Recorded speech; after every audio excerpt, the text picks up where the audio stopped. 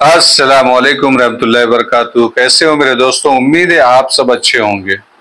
हमादुल मलिक से ताहिर ने पूछा कि क्या जो जासूसी के इल्जाम में पकड़े गए थे उसके बाद में और कुछ, तो उसने कहा कि तातारी सफीर के नाम और पैगाम का रास्ता बंद कर दिया हम लोगों ने। हमारी जो सरहद है उससे हम किसी को आने जाने नहीं देते। उसने कई बार कराकरम जाने के लिए हमारी हदूद से गुजरने की इजाजत मांगी है, लेकिन सरहद से हमारी हुकूमत ने इनकार कर दिया। और जब चंगेज खान के एलची के कत्ल के बाद उसके लिए वहां पैगाम भेजने या खुद जाने की कोई सूरत ही नहीं। हमारी सल्तनत में से गुजरने के अलावा उसके लिए सिर्फ दो रास्ते हैं। पहला ये कि वो मगरिब के ममालिक से गुजरता हुआ रूस का रुख करे और फिर रूस के उन नाकाबिले उबूर इलाकों से गुजरे जिनके बाशिंदे हाल ही में तातारियों के सफाकी देख चुके हैं। वो किसी तातारी या उनके एलची को इस हस्ब नस्ब पूछे बगैर कत्ल कर देंगे।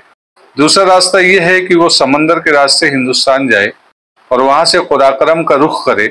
इस सूरत में उसके सामने वो बुलंद पहाड़ हायल होंगे जहां से परिंदा भी नहीं गुजर सकता। ताहिर ने पूछा, यह तहरीर आपके हाथ कैसे आई?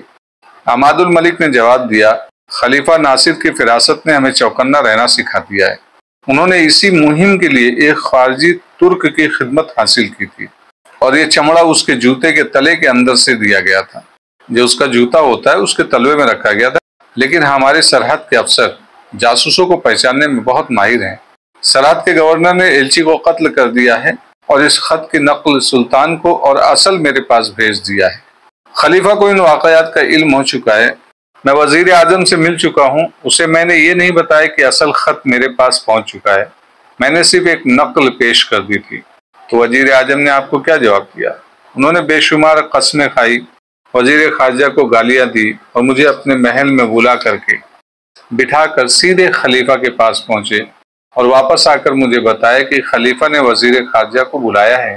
खलीफा का इरादा है कि उसे महल में बुलाकर गिरफ्तार कर लिया जाए। उसके बाद उसी शाम मुझे वजीर आजम ने दोबारा अपने महल में बुलाया और कहा कि वजीर खारजा रूपोश है, मतलब गायब हो चुका है और उसकी तलाश जारी है। अभी तक वो मिला है या नहीं। और उसके बावजूद आप ये समझते हैं कि खलीफा और वजीर आजम इस साजिश में शरीक हैं। मुझे तो ये नजर आता है कि वजीर खारजा एक तरफ आलिम इस्लाम और दूसरी तरफ खलीफा और वजीर आजम से गद्दारी कर रहा था और उसके रूपोश हो जाने की वजह भी यही हो सकती है।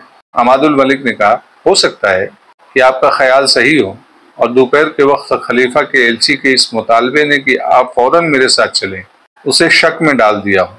लेकिन यह भी मुमकिन है कि वो खलीफा के पास गया हो और खलीफा वजीर आजम ने अपनी बदनामी के डर से उसे गायब कर दिया हो। मुमकिन है उसने इस शरबत का एक आध घूंट पी लिया हो जिसे चख लेने के बाद कोई शख्स खलीफा के महल की भूल भुलैयों से जिंदा वापस नहीं निकलता। अगर आपका यह ख्याल दुरुस्त हो कि उसने ये सब कुछ खलीफा या वजीर आजम के हुक्म से किया है, तो ये कैसे हो सकता है कि उसे जहर देकर मरवा दिया गया हो?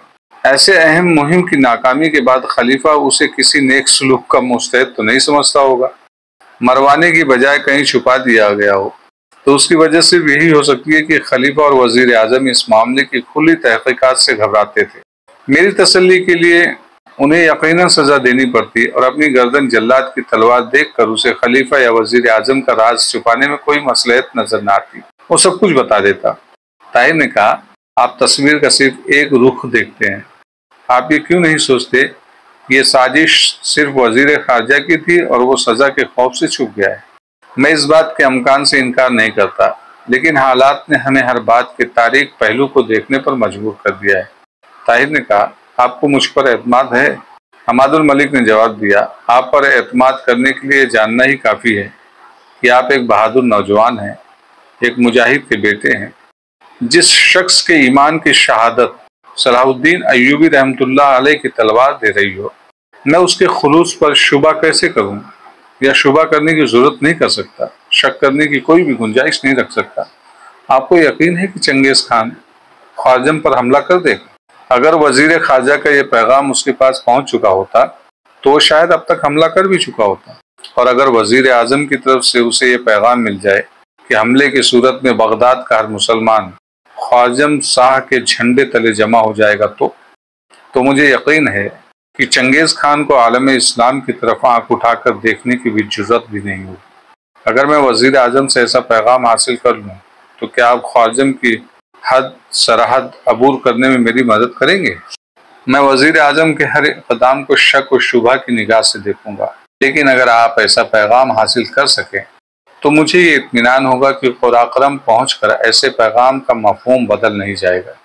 لیکن آپ اس بات کی توقع کیوں رکھتے ہیں کہ وزیر اعظم ایسا پیغام بھی بھیجیں گے اور آپ کو ایلچی بھی بنائیں گے؟ اس سوال نے طاہر کو ایک لمحے کے لیے بدحواس کر دیا۔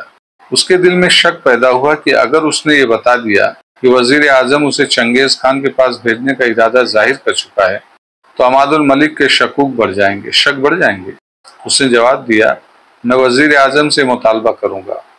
اگر اس نے انکار کیا تو میں بغداد کی جامع مسجد میں یہ اعلان کروں گا کہ خلیفہ اور وزیر اعظم عالم اسلام کو چنگیز خان کے پاس فروخت کر چکے ہیں، بیچ چکے ہیں، اور آپ دیکھیں گے کہ میری یہ آواز بغداد کے ہر بچے اور بوڑھے کی آواز بن جائے گی۔ میں آپ سے خواجہ شاہ کے گزرنے کی اجازت نامے کا مطالبہ صرف اس وقت کروں گا جب آپ کو وزیر اعظم کی تحریر دکھاؤں گا۔ عماد الملک نے جواب دیا، میں وزیر اعظم کی تحریر دیکھے بغیر بھی آپ کو اجازت نامہ لکھ کر دینے کے لیے تیار ہوں۔ طاہر نے اٹھ کر اس کے ساتھ مصافحہ کرتے ہوئے کہا، نہیں، ابھی نہیں، میں وزیر اعظم سے ملاقات کے بعد آپ کے پاس پھر آؤں گا۔ طاہر عماد الملک کے مکان سے باہر نکلا تو سڑک پر زید آتا دکھائی دیا۔ زید نے بگڑ کر کہا، میں آپ کو ڈھونڈ ڈھونڈ کر تھک گیا ہوں۔ وزیر اعظم کا ایلچی آپ کو بلانے آیا تھا، وہ کہتا تھا کہ میں آپ کو تلاش کر کے فوراً روانہ کر دوں۔ عجیب احمق آدمی تھا، وہ مجھے کہتا تھا کہ تم بالکل بدو معلوم ہوتے ہو، اور میں نے جب اسے کشتی لڑنے کی دعوت دی تو وہ جو سے کہکا لگاتا ہوا چل دیا۔ طاہر نے کہا، ہر ایک کو کشتی لڑنے کی دعوت نہیں دیا کرتے۔ 5 دن کے بعد ایک شام نماز مغرب کے بعد عبدالعزیز اور عبد الملک طاہر کے مکان پر پہنچے۔ طاہر ایک کمرے میں بیٹھا ایک کتاب دیکھ رہا تھا۔ عبدالعزیز نے کمرے میں داخل ہوتے ہی کہا، میرا خیال تھا کہ آپ سفر کا سامان درست کر رہے ہوں گے۔ طاہر نے اٹھ کر ان کے ساتھ مصافحہ کرنے کے بعد کہا، سفر کی تیاری تو میں کل سے ہی کر رہا ہوں، لیکن آج وزیر اعظم نے خلیفہ کا یہ حکم سنا دیا کہ پرسوں ماہ رمضان شروع ہونے والا ہے، مجھے روزوں کے ساتھ سفر میں تکلیف ہوگی، اس لیے عید سے اگلے دن مجھے یہاں سے روانہ ہونے کی اجازت مل جائے گی۔ عبدالعزیز نے کہا، تعجب ہے کہ خلیفہ آپ کی تکلیف کا اس قدر احساس رکھتے ہیں کہ آپ نے چنگیز خان کے نام ان کا مکتوب حاصل کر لیا ہے۔ طاہر نے جواب دیا، وہ خط وزیر اعظم کے پاس ہے، میں اس کا مضمون پڑھ چکا ہوں اور اس پر خلیفہ کی مہر دیکھ چکا ہوں۔ وزیر عماد الملک کو بھی وہ خط دکھا دیا ہے اور انہوں نے کہا ہے کہ رخصت کے دن مجھے وہ خط مل جائے گا۔ الملک نے کہا، لیکن کیا آپ نے یہ نہیں کہا کہ آپ روزہ رکھ کر بھی سفر کر سکتے ہیں؟ طاہر نے کہا، میں نے تو بہت زور دیا تھا، میں نے کہا تھا کہ جو شخص عرب کی تپتی ہوئی ہواؤں میں روزے رکھنے کا عادی ہو اسے شمالی مشرق کے پہاڑوں کی سرد ہوا میں سفر کرتے ہوئے کوئی تکلیف نہ ہو۔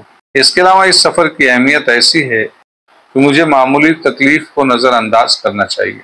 لیکن وزیر اعظم نے کہا، عید کے دن خلیفہ چوغان اور نیزہ بازی کا مقابلہ دیکھیں گے اور ان کی خواہش ہے کہ میں بھی اس میں ضرور حصہ لوں۔ عبد الملک نے کہا، یہ بہانہ اس سے بھی زیادہ نامعقول ہے۔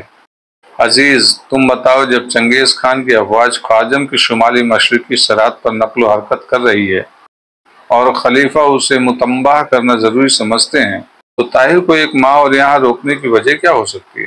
عبدالعزیز نے اپنی کشادہ پیشانی پر ہاتھ پھیرتے ہوئے کہا، خلیفہ اور وزیر اعظم کی مصلحتیں سمجھنا آسان نہیں، ہو سکتا ہے کہ رمضان کے آخر تک وہ اپنا ارادہ بدل دیں۔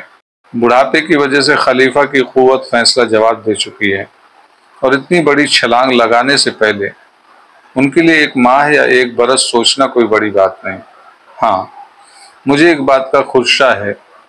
طاہر، تمہارے ساتھ اور کون جا رہا ہے؟ طاہر نے جواب دیا، میں نے تم دونوں کے متعلق کہا تھا، لیکن وزیر اعظم نے میرے ساتھ اتفاق نہیں کیا۔ انہوں نے یہ کہا کہ میں اپنے ساتھ 3-4 نوکر لے جا سکتا ہوں۔ عبدالعزیز نے سوال کیا، ان نوکروں کا انتخاب آپ کی مرضی پر چھوڑ دیا جائے گا یا وزیر اعظم اپنی پسند کے آدمی بھیجیں گے؟ طاہر نے جواب دیا، یہ خدشہ خواجم کے سفیر نے بھی ظاہر کیا تھا کہ میرا کوئی ساتھی وہاں جا کر خلیفہ کی طرف سے کوئی اور پیغام نہ سنا دے لیکن میں نہیں سمجھتا کہ خلیفہ کا خط دیکھنے کے بعد چنگیز خان کسی معمولی آدمی کی بات پر اعتبار کرے گا۔ اس کے علاوہ احتیاط کے طور پر عماد الملک راستے کی چوکیوں کو مطلع کرے گا، اس کے سوا کسی اور کو تلاشی لیے بغیر نہ چھوڑا جائے۔